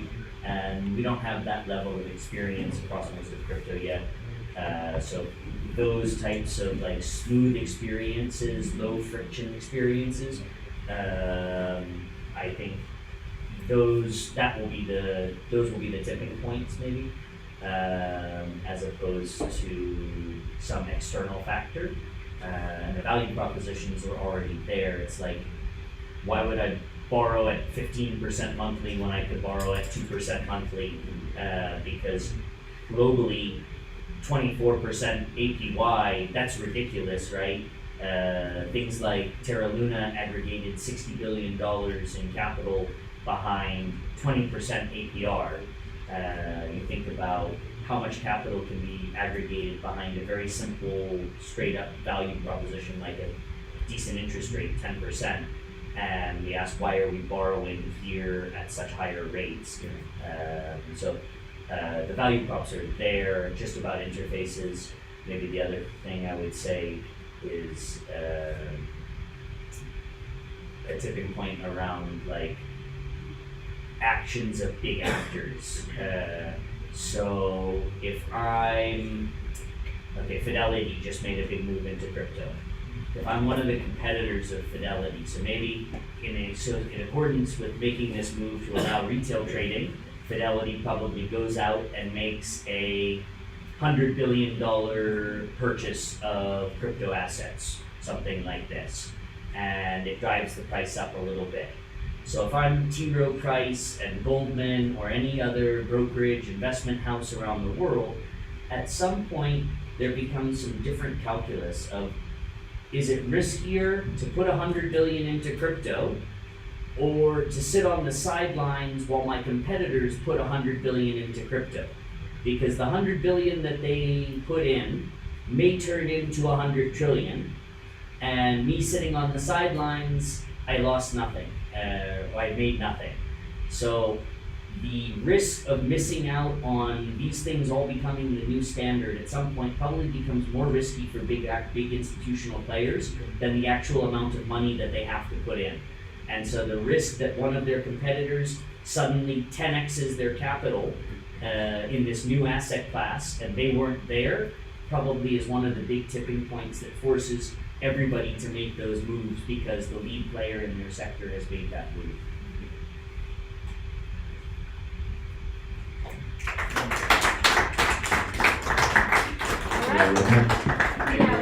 We're done for the evening. I'd like to invite Study Warrior, Africa's chief storyteller, up to the stage, imaginary stage.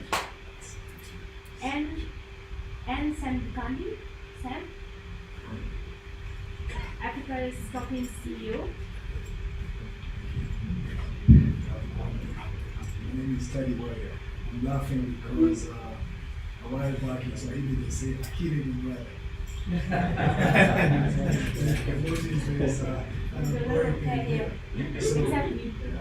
So I grow. The grass will grow. So I want to read something because David here said something quite interesting. That in the morning he read from the book of Ecclesiastes. The first place I went to in the States, I landed at Boston in a cool, dry winter morning December, January 2000, early in the morning. Unfortunately, my friend picked me and took me to 1410 McGregor, which I think maybe some lived there at MIT. So one of my best friends there was called Daniel Choi. So the interesting thing is that we spoke about Ecclesiastes. I'll read something from there if you guys don't mind. It's Ecclesiastes 10:19. It says, "A feast is made for laughter, wine makes life merry, and money is the answer for everything." I'll put it in short words. Money answering all problems. So with all that you have, please seek money.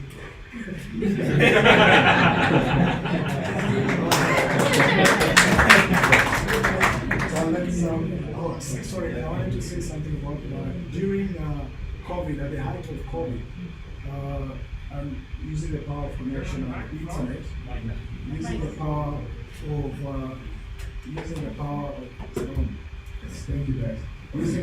of the internet. A friend of mine called Smiley Polowski organized some people around something called what is it called again? Tell me. The author support group? Yes, author support group. Yes, Smiley Polowski. And you guys need to look him up and try and read some of his book about remote working. And his name is truly Smiley Polowski.